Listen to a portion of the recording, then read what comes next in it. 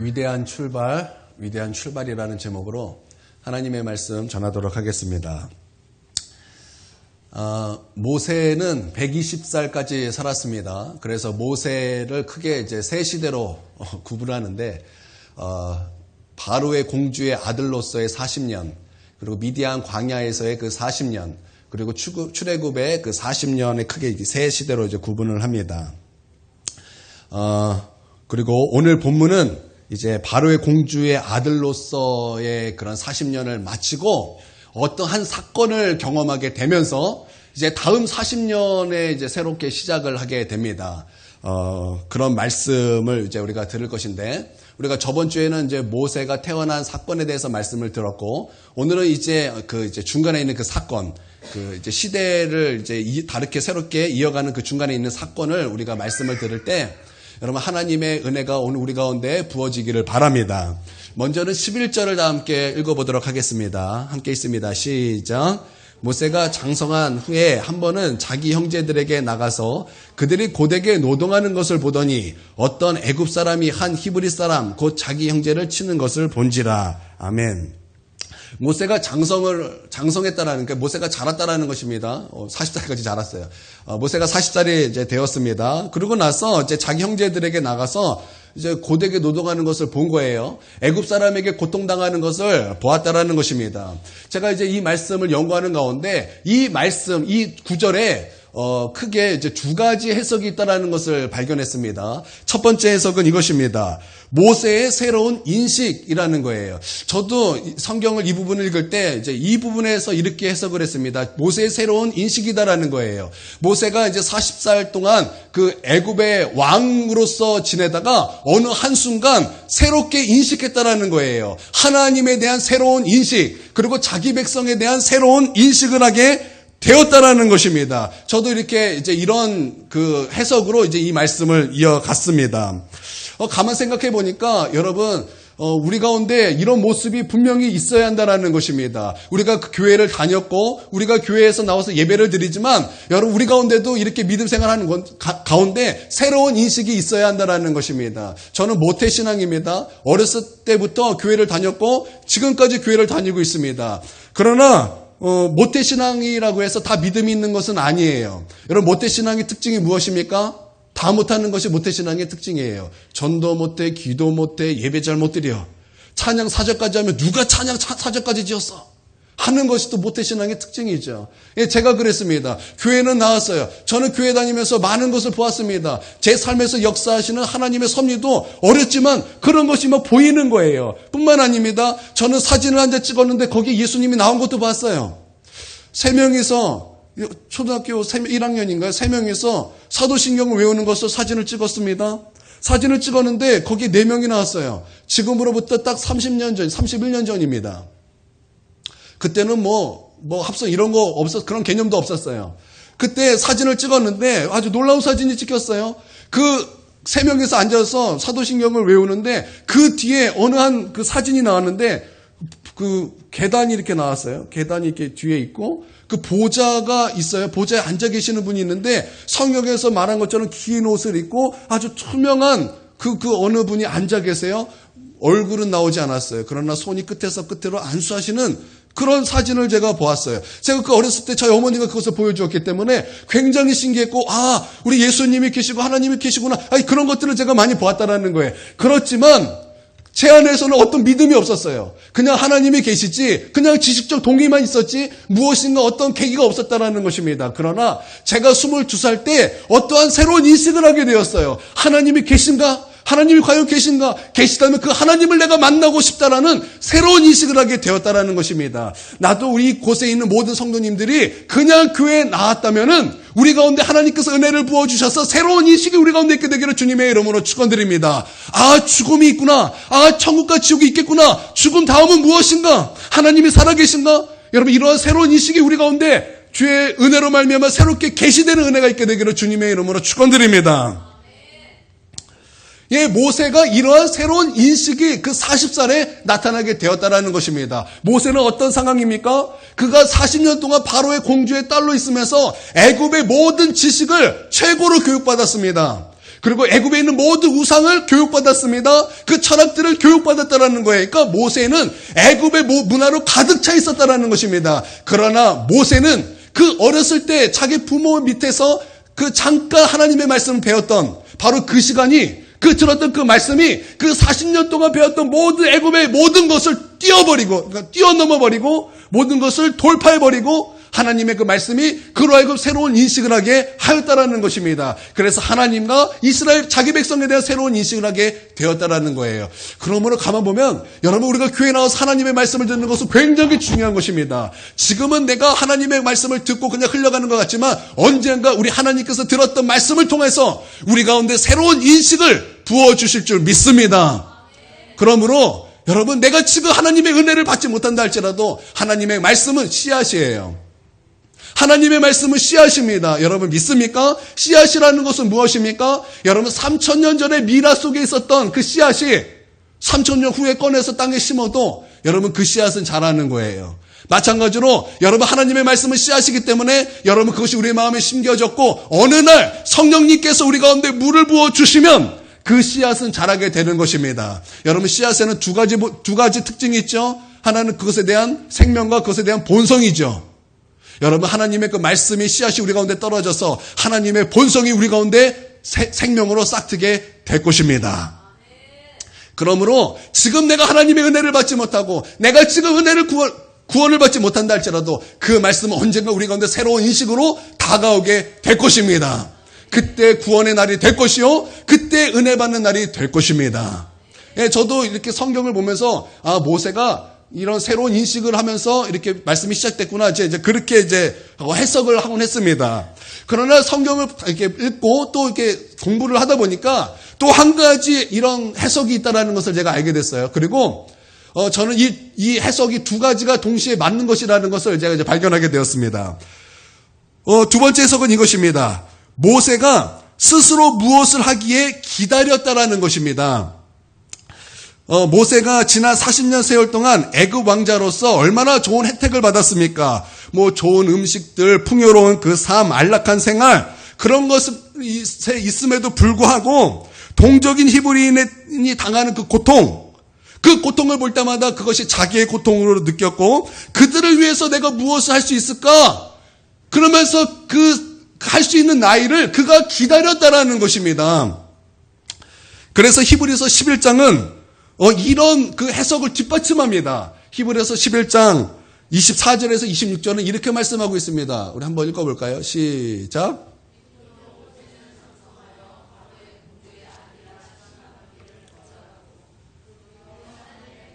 함께 고난받기를 잠시 죄악의 낙을 누리는 것보다 더 좋아하고 그리스도를 위하여 받는 수모를 애굽의 모든 부하보다 더 큰 재물로 여겼으니 이는 상 주심을 바라봄이라. 아멘. 이 말씀에 의하면은 어떻게 해석이 되는 것입니까? 모세가 기다렸다라는 거예요. 무엇을 기다렸습니까? 이제 내가 이 동족을 위하여, 내가 하나님을 위하여 내가 다 버리겠다라는 것입니다. 무엇을 버립니까? 최고의 명예를 다 버리겠다라는 거예요. 왕의 자리 그거 버리겠다라는 것입니다. 그리고 뭐예요? 잠시 죄악의 낙을 누렸던 모든 것 다 버리겠다라는 거예요. 그리고 무엇을 선택한다라는 것입니까? 그리스도를 위하여 받는 고난을 내가 선택하겠다라는 거예요. 하나님의 백성과 함께 고난받는 것을 내가 선택하겠다라는 거예요. 왜요? 상 주시는 이심을 내가 바라보기 때문이라는 것입니다. 그렇기 때문에 그가 이 하나님과 자기 백성을 위해서 무엇을 할 것인가? 여러분 그렇게 40살이 되기까지 그가 기다렸다라는 것입니다. 그렇다면 여러분 첫 번째 제가 새로운 인식이 맞겠습니까? 두 번째 해석이 맞겠습니까? 어떤 게 맞을까요? 제가 볼 때는 두 가지 다 맞는 것 같습니다. 그래서 저는 두 가지를 다 채택하여 저는 이 말씀을 이렇게 이어가도록 하겠습니다. 모세의 믿음 속에 참 대단하죠. 이게 쉽지 않죠. 왕의 자리를 버리겠다. 그리스도를 위하여, 자기 백성을 위하여 그 안락한 삶을 다 포기해버리겠다. 그리스도의 영광을 내가 추구하겠다. 고난을 내가 추구하겠다. 라는 것입니다.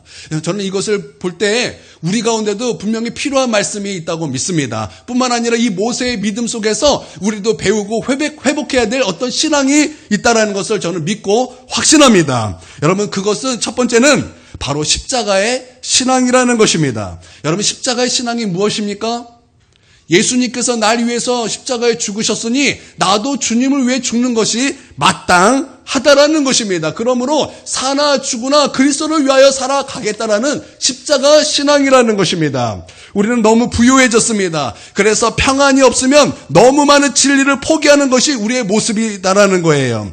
여러분, 예전에 우리 조국 교회가 세워질 때는, 한국 교회가 세워질 때는 이랬습니다. 금과 금은 내게 없지만 내게 있는 이것 예수 그리스도 이름으로 일어나 걸어라.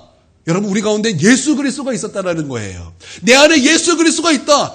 지금은 내가 금과 음은 없지만 내 안에 예수 그리스도가 있다. 우리는 그렇게 선포했고 실질적으로 우리 안에는, 교회 안에는 예수 그리스도가 있었다라는 것입니다. 그것을 얻기 위하여 부단히 예수님 앞에 서는 모습이 한국 교회에 있었다라는 거예요. 그러나 지금은 어떻습니까? 지금은 교회에 금과 은은 있습니다.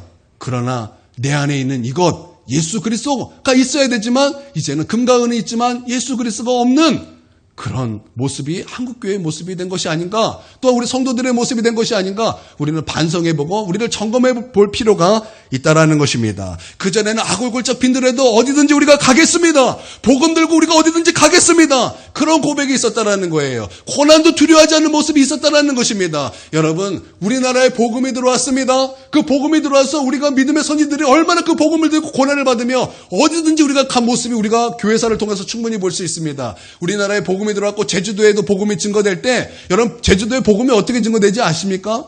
복음을 들고 제주도로 배를 타고 갔습니다. 여러분, 그때 배가 얼마나 좋으면 얼마나 좋겠습니까? 가다 난파되는 거예요. 그러면 어떻습니까? 대부분 죽겠죠. 그러나 그때 난파된 그 배에 그 나무를 붙잡고 그 흑암, 치드 같은 흑암의 일지를 보내면서 거기에 그걸 의지해서 제주도까지 가는 거예요. 가서 복음을 전하는 것입니다. 귀신들을 다 때려잡고 거기서 복음을 증거하고 예수 그리스도의 이름을 나타내요. 여러분, 제주도에도 복음이 증거되었다라는 거예요. 여러분, 제주도뿐만이 아니죠. 여러분, 이 대한민국도 그렇게 복음이 증거되었다라는 거예요. 여러분, 그렇게 십자가 신앙이 한국교회에 있었다라는 것입니다. 그런데 그 십자가 신앙이 점점 줄어들고 있다라는 거예요. 그러므로 우리가 회복해야 될 신앙이 무엇입니까? 바로 이 십자가 신앙이라는 거예요. 주님 나를 위하여 죽으셨으니 나도 주를 위하여 죽는 것이 마땅하도다. 여러분, 예수님께서 우리를 위하여 십자가에 피 흘려 죽으셨습니다. 여러분, 이것을 믿습니까? 주님 나를 위하여 십자가에 죽으셨으니 나도 주를 위하여 죽는 것이 마땅하다라는 거예요. 여러분, 이 십자가 신앙으로 무장할 수 있는 저와 여러분이 되게 주님의 이름으로 축원드립니다. 그러므로 나는 우리 가운데 다시 한번 십자가의 감격이 회복되기를 바랍니다. 저 2000년 전에 한 사건이 아니라 저 2000년 전에 그 사건이 오늘 나에게 생생히 경험되어지는 그런 사건이 되기를 주님의 이름으로 축원드립니다. 그 십자가의 피가 나에게 경험되어지고 그 십자가의 죄사함이 나에게 경험되어지는, 그 십자가에서 나의 죄가 용서가 선포되고 그 십자가에서 성령의 은혜가 부어지는 그 놀라운 십자가의 감격이 오늘 우리 가운데 회복되는 은혜가 있게 되길 주님의 이름으로 축원드립니다. 네, 두 번째는 내세 신앙인 것입니다. 내세 신앙이 무엇입니까? 주님 위에 죽으면 주와 함께 천국에서 영원히 살리라 라는 것이 내세 신앙이에요. 부활 신앙이죠. 주님 위에 죽으면 주와 함께 천국에서 영원히 살리라. 여러분, 이런 믿음이 우리 가운데 회복돼야 한다는 것입니다. 여러분도 아시다시피 제가 얼마 전에 죽음이 문 앞에 있었죠. 그래서 중환자실에서 그 TV에서만 보던 심전도 이렇게 따따따따따 꽂고 코에 호스 딱 끼고 중환자실에 이렇게 있었습니다. 그리고 이제 하나님의 치유하심을 받아서 하나님 의사가 놀랐어요. 이거는 있을 수 없는 일인데 기적이다. 이거는 기적이다. 예, 그러고 나서 이제 퇴원을 하게 되었습니다. 그랬더니 이제 목사님들 위로가 얼마나 많은지 몰라요. 목사님들이 다 전화해서, 또 아는 사람들이 다 전화해서, 야, 하나님께서 목사님을 쓰시려고. 다 그 얘기하는 거예요. 전화 위로 하나님께서 목사님을 쓰시려고. 또 전화하면 하나님께서 목사님을 쓰시려고. 얼마나 쓰시려고 그렇게 죽음을 경험하게 하십니까? 그러면서 쓰시려고 막 그렇게 얘기를 하는데, 제가 어떤 뜻인지는 알죠. 그러나 미안하지만 저는 그것에 조금도 관심이 없어요. 저의 관심은 뭐냐면 주님과 함께 천국에서 영원히 사는 거. 저의 관심은 그거예요. 제가 죽음의 문 앞에 딱 들어섰더니 다른 거 하나도 중요하지 않아요. 내가 오늘 주와 함께 천국에서 영원히 사는 것, 그게 가장 중요하다라는 거예요. 여러분 지금 건강하시니까, 여러분 지금 그냥 영원히 살 것 같으니까 지금 내 현실이 나의 현실 같지만 여러분 그런 것이 아닙니다. 여러분 진짜 우리 가운데 중요한 것은 내가 천국에서 영원히 주님과 함께 사는 것. 그렇대요. 동의하잖아요. 이 컵도. 여러분 그것이 중요한 줄 믿습니다. 며칠 전에 우리 하율이가 이제 한결이랑 같이 농구를 이제 하러 청소년 수련관을 이제 등록하게 되었습니다. 딱 갔어요. 이제 가서 이제 첫날 딱 갔는데 그 농구 코치가 이렇게 나와서 농구를 딱 이제 부르는데 가만, 이게 뭔가 아는 사람 같은 거예요. 그래서 자세히 이렇게 딱 봤더니 아니 웬걸요? 깜짝 놀라서 이런 적이 없어가지고 제가 교회에서 예전에 몇 년 전이에요? 20년 전인가? 교회에서 피아노를 가르쳐줬던 그때 초등학교로 제가 기억했는데 그 학생이 부쩍 커가지고 거기에 농구 코치를 하고 있는 거예요. 그래가지고 야 오영훈, 이름 오영훈이었어요. 이름도 기억이 나더라고요. 야 오영훈, 그래서 악수하고 하율이 소개시켜, 내 아들이야, 잘 부탁해. 그러고 나서 이제 제가 있었는지 불편할까 봐 나와 있었어요. 끝났더니 막 저를 찾아오는 거예요. 헐레벌떡 찾아오는 거예요.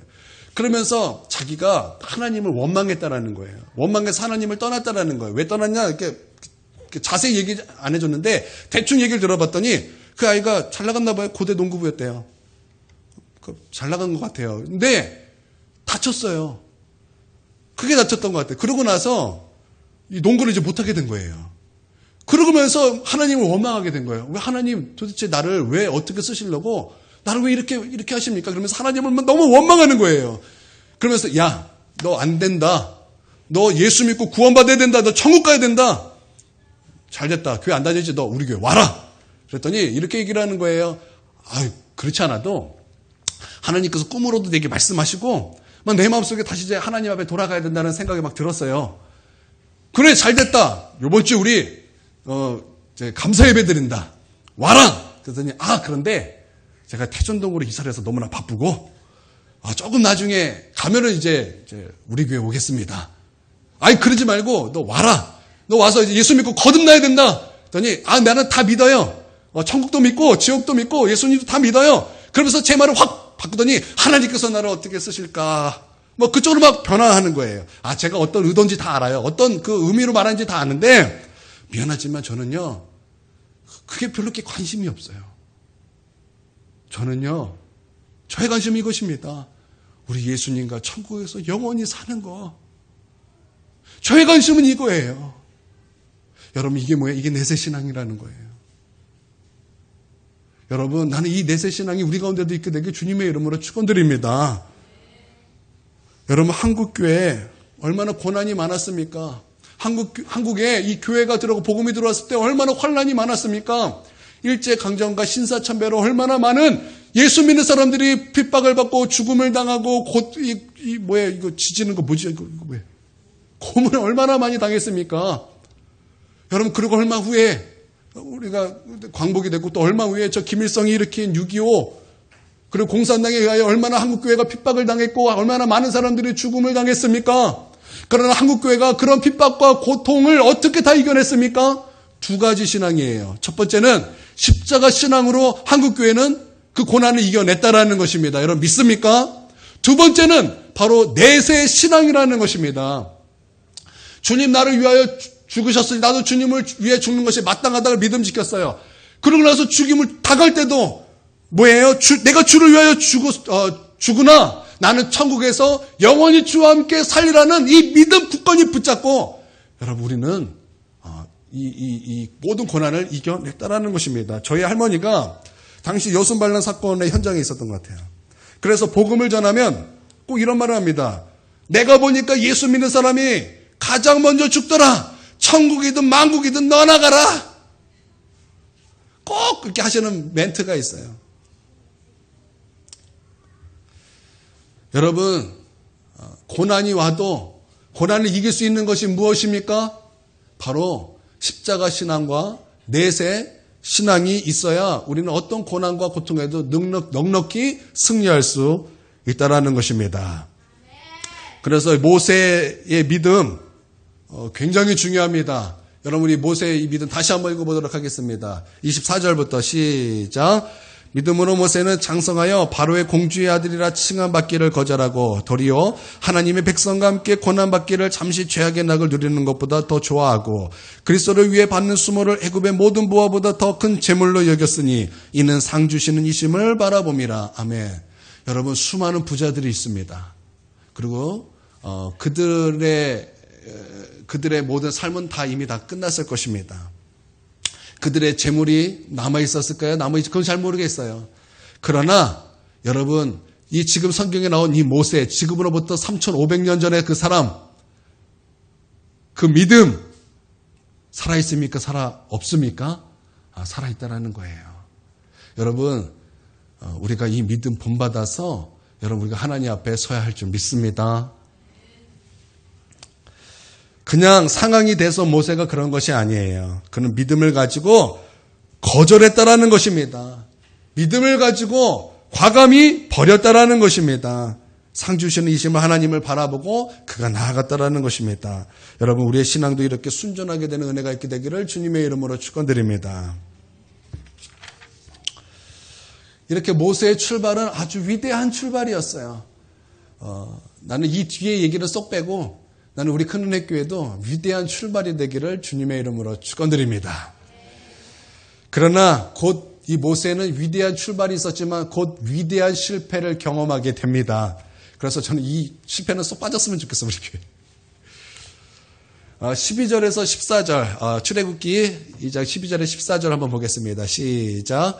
좌우를 살펴 사람이 없음을 보고 그 애굽 사람을 쳐 죽여 모래 속에 감추니라. 이튿날 다시 나가니 두 히브리 사람이 서로 싸우니라. 그 잘못한 사람에게 이르되 내가 어찌하여 동포를 치느냐 하매. 아멘. 모세가 이제 자기 형제들에게 갔더니 자기 형제가 고통받고 자기 형제를 아주 때리는 애굽 사람을 발견합니다. 그러고 나서 어떻습니까? 좌우를 착 살피는 거예요. 좌우를 착 살피고 사람이 없음을 보고 이 애굽 사람을 쳐 죽입니다. 그리고 모래 속에 감춥니다. 우리는 성경 읽을 때 이런 것에 감동받으면 안 되는 거예요. 이튿날 다시 이제 모세는 형제들에게 다시 찾아갔습니다. 그랬더니 이번에는 형제들끼리 싸우고 있는 거예요. 그래서 모세가 말렸습니다. 왜 너희 형제끼리 싸우느냐? 그랬더니 형제들이 모세에게 이렇게 말을 합니다. 아니, 누가 너를 재판장으로 삼았느냐? 누가 너를 우리의 감독관으로 삼았느냐? 너 애굽 사람 죽이듯이 나도 죽이려고 그러지. 자기가 탄론한 것을 그가 알게 됐고 또 바로가 이제 그것을 듣고 이제 이 모세를 죽이려고 합니다. 그리고 모세는 그것이 두려워서 이제 미디안 광야로 그가 도망치게 되었다라는 것입니다. 처음에는 위대한 출발이었지만 곧바로 위대한 실패로 그가 40년을 미디안 광야로 이제 하나님 앞에 연단받는 시간을 갖게 되더라는 것입니다. 모세는 내 백성이 고통받는 것을 보았고 내 백성을 위해 살아가겠다는 위대한 출발. 여러분, 그 올바른 동기입니까? 올바른 동기가 아닙니까? 이거 올바른 동기입니까? 올바른 동기가 아닙니까? 무엇이죠? 격한 반응이 필요합니다. 예, 이것은 올바른 동기죠. 여러분, 이게 누가 올바르지 않다고 말할 수 있겠습니까? 여러분, 이 동기는 굉장히 올바릅니다. 그러나 여러분, 방법은 올바릅니까? 올바르지 않습니까?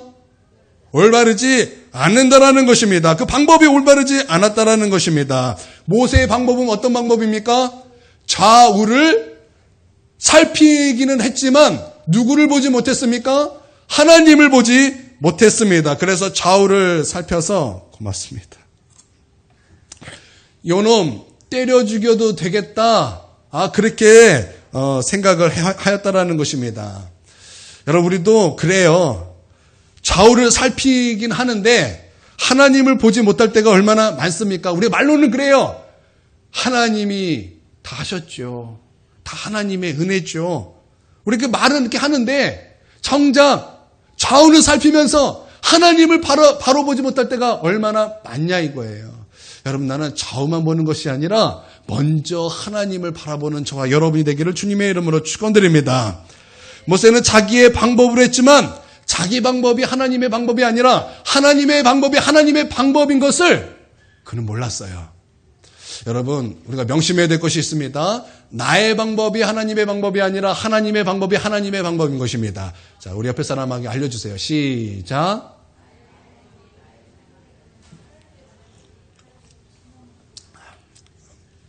제가 갑자기 쑥 들어왔죠. 나의 방법이 하나님의 방법이 아니라 하나님의 방법이 하나님의 방법이다. 여러분, 가끔 내가 뜻을 세우면 하나님의 뜻이라고 우리가 착각할 때가 있어요. 여러분, 우리가 좌우만 살필 것이 아니라 우리가 하나님을 바라볼 때 우리는 하나님의 뜻이 무엇인가를 바로 알게 될 것입니다. 나의 뜻은 실패할 수 있어요. 여러분, 성경이 뭐라고 말씀하고 있죠? 사람이 자기의 마음으로 그것을 계획할지라도 그것을 인도하시고 그것을 이루시는 분은 누구예요? 하나님이시라는 것입니다. 여러분, 내가 아무리 계획할지라도 하나님이 오케이 사인하지 않으면 그거 아무것도 안 된다는 거예요. 여러분 인생을 살면서 그것을 경험하지 않습니까? 예. 여러분, 나의 방법 좌우만 바라보는 것이 아니라 하나님을 바라볼 때 여러분, 우리는 하나님의 뜻을 발견하게 된다는 것을 믿으시고 주님만을 바라보는 저와 여러분이 되기를 바랍니다. 우리 찬양도 있잖아요. 주만 바라볼지라. 여러분, 주님만 바라보는 저와 여러분이 되기를 주님의 이름으로 축원드립니다.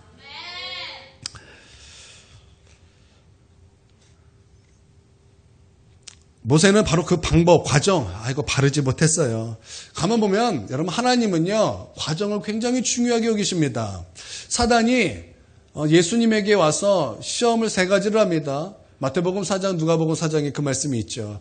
사단이 예수님에게 와서 첫 번째 했던 시험이 무엇입니까? 우리 주일학교 학생들? 맞아요. 돌이 떡이 되게 하는 것입니다. 예, 하나님 그거 하실 수 있을까요? 없으실까요? 하나님 다 하실 수 있죠. 그거 못하겠습니까? 하나님은 없는 것을 있는 것으로 만드시는 하나님이신데.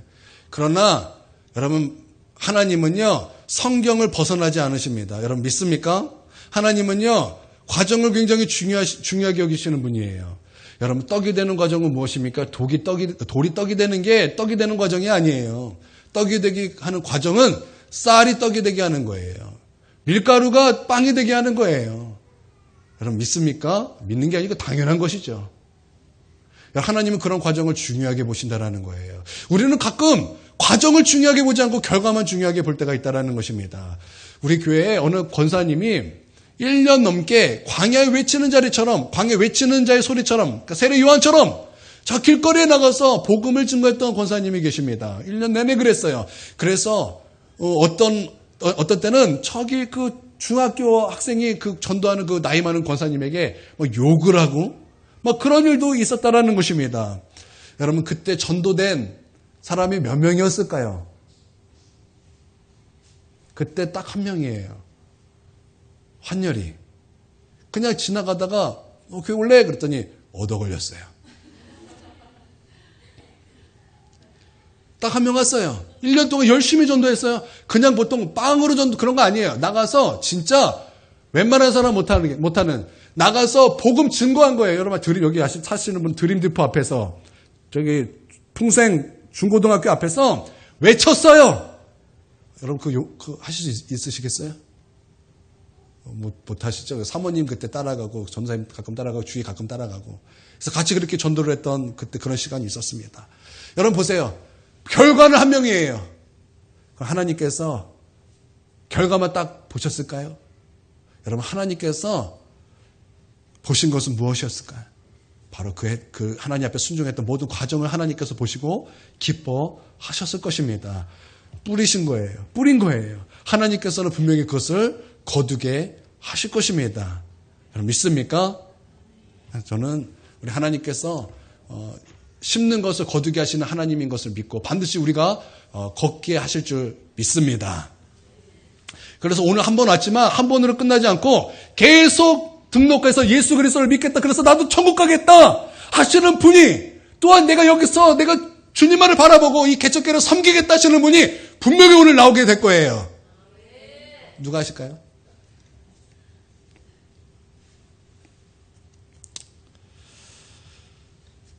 과정이 굉장히 중요하다는 거예요.